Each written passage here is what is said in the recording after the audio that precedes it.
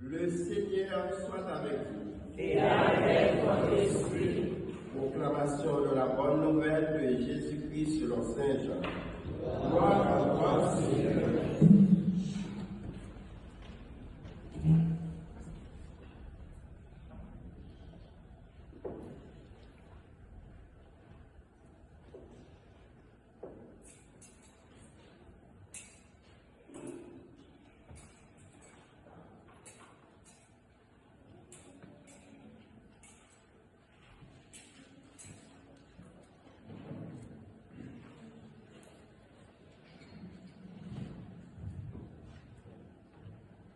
Chapitre 19, versets 25 à 34.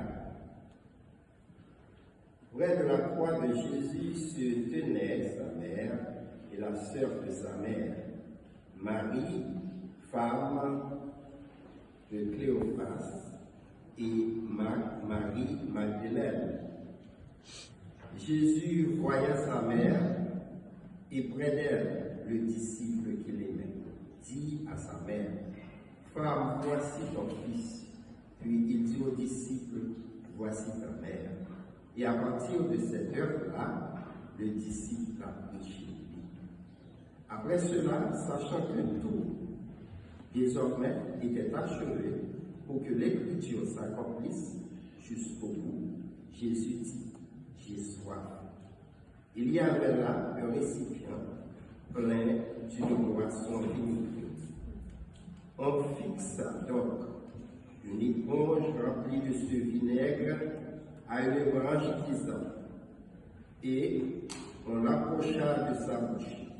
Quand il eut pris le vinaigre, Jésus dit: Tout est accompli.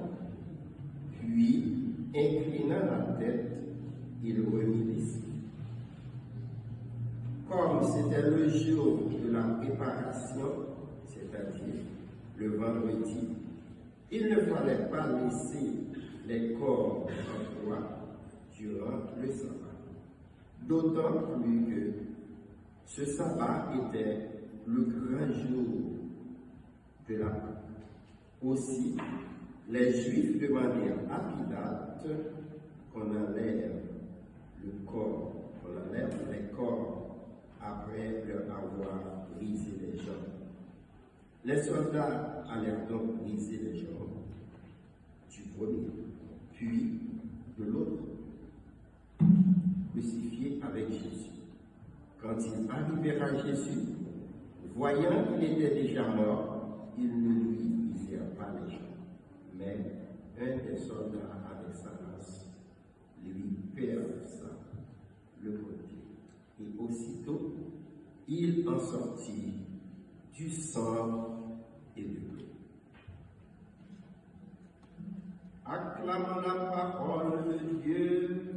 Louange à toi, Seigneur.